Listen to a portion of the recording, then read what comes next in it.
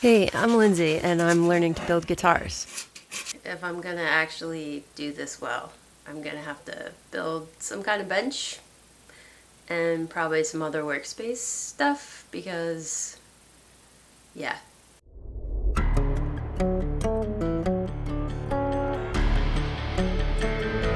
Okay, here's what I have in mind.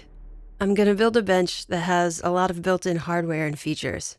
It'll have a Moxon vise, custom hardware, some cool end caps, a plain block that doubles as a neck rest, and an anti-racking system. You don't know what that is? Me either, really. I'm making it up, so let's figure it out together.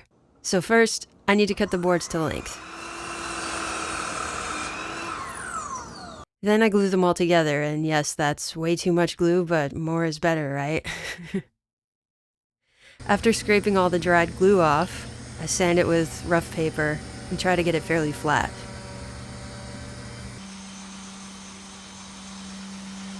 Then I headed over to the drum sander to get it really flat. This thing is an absolute beast. You need to be careful when you feed it in to support the end so you don't accidentally oversand the end of the pieces to fed into the machine because it'll literally take a lot off. I'm flipping it around and sanding top and bottom, taking less than a quarter turn each time, mainly because Sam told me not to do it any other way. And Sam maintains this machine. Thanks, Sam, for all you do. Now that it's flat, I'm headed over to the table saw to clean up the ends. I'm clamping the piece to the crosscut sled so it's easy to move, and then taking smaller cuts each time since the piece is so thick. I'll repeat this till I hit the max of the saw, then I'll flip it over, line it up again, and repeat until I'm all the way through.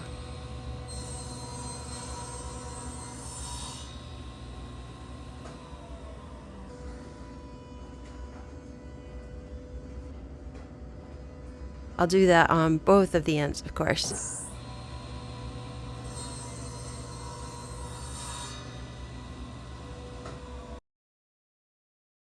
Now, getting all this other stuff out of the way, we have the main piece of the bench. Here I'm making little joints for the end caps to stick onto. There's lots of better videos on the internet for this, so just go watch those. This is where all the bolts will go to pull everything together. I'm building it like this so I can take it apart later if I need to access the hardware or resurface anything. Now I'm going to test fit everything and see where I need to adjust. I made the other two parts of the bench off camera. Now we have these two pieces as well. After test fitting, I attach the end caps and then sand a little more. Now we're here. To drill the holes for the hardware, I'm starting on the press. I need them as straight as possible to get the threaded rods to line up. A Forstner bit makes a larger hole for the nut. It's mounted inside the hole, and it's what the threaded rod grabs onto for the vise.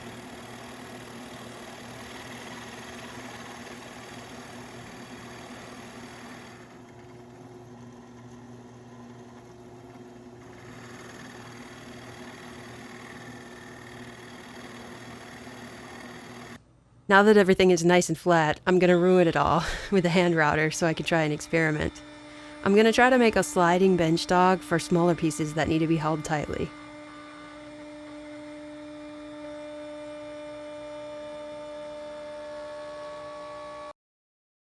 It's going to go right here. Halfway done.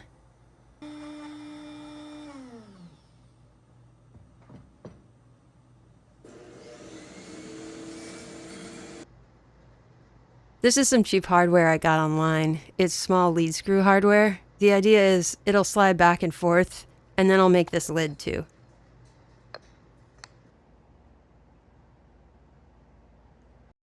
Now for the rest of the custom hardware. I got these hand wheels because they were small enough to not hang over the vise jaw. I drilled out the center so that it would be the right size to tap. Then it can thread onto the threaded rod. Or that was the plan, but there was a keyway inside that wasn't fully removed from the drilling, and it kept me from tapping it. So, on to plan B. I'm going to drill it out further so the threaded rod will fit all the way through, and then make nuts for both sides of the hand wheels. That should work okay.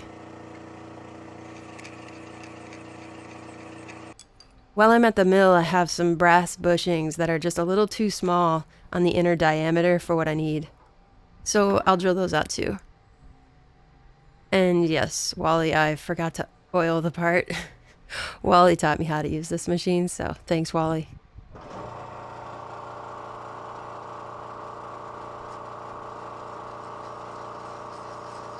I went to the lathe to make the nuts because it's way easier to get it centered. At least for me, I'm not a great machinist yet. I faced the brass stock and then drilled a hole through it.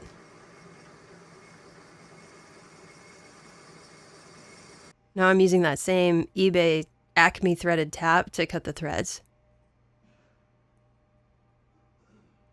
Then I'll flatten both sides so I can tighten these down with a wrench later.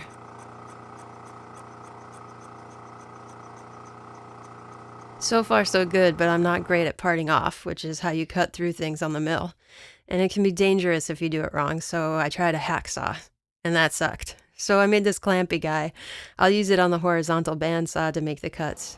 That worked pretty well. Thanks to Burton for that idea. Here's the finished hand wheels and the related hardware. Now on to test fitting. Everything is about as snug as my dog in the background there.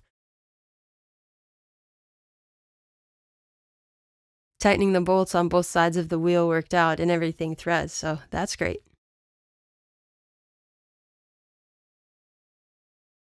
Back in the shop, I'm going to hack these pieces of brass down by installing them on a screw, chucking that screw up in a drill, and running it against a belt sander. It's very, very pro. You might ask why not make them on the lathe, and that's because I only had these tiny pieces of stock, which I couldn't really chuck up in the lathe very well, or at least I didn't trust myself to do it that way, so yeah. Here's all my hardware laid out because it's fun to look at.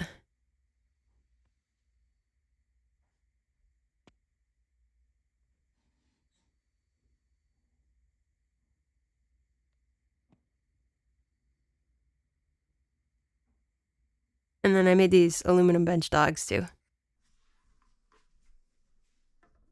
Here's my idea for an anti-racking system. I'm going to install these smaller threaded rods lower on the vise that'll push the bottom of the vise out. Sometimes you have a smaller workpiece in the Moxon vise and the vise jaw will rack or tilt as you tighten it. The idea is to have some smaller screws that are lower in the vise that push the bottom out in the opposite direction. I don't know if this will work, but I'm going to give it a try. Once I have the bushings in, I'll thread the rods before I screw in the walnut piece to make sure everything is in line.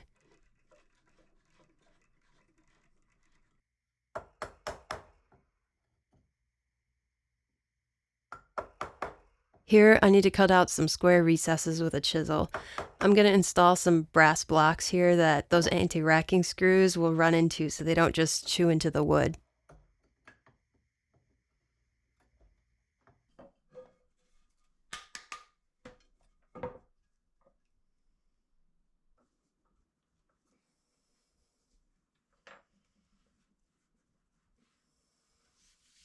I've threaded the brass blocks so I can attach them with a bolt and a thumb screw on the outside of the vise. Now I'm adding my hand wheel handles. I should probably sand those a little bit more, but I'm getting excited to put it all together now.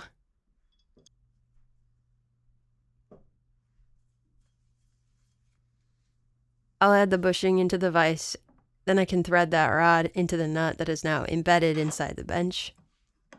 And it kind of worked out great to have the nuts on both sides of the hand wheel because it adds just a little more space between the wheel and the vise jaw. With it all the way tightened, the wheel has plenty of room to move without colliding into the wood of the jaw. Here's that other idea I had for a sliding bench dog.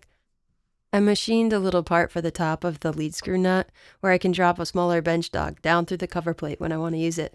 I just need to make that special bench dog for this purpose later.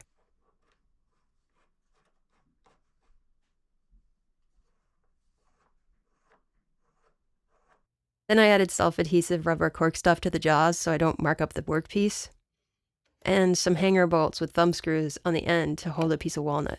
I can use that as a neck rest for setups or a plane block when I'm using hand planes. It just slides up and down so I can also move it out of the way if I need to. I should also mention I built some short legs and bolted it to that table. But yeah, I'm really pleased with how it turned out. Let me know in the comments if you think that anti-racking thing will work, or if you know a better way I could have done any of these steps. I know there are tons of people out there with way more experience, and I love to learn new skills and ways of doing things. I'm super stoked to see what I can finish on this bench, so yeah, watch out for other builds. Hopefully we can learn some things from each other.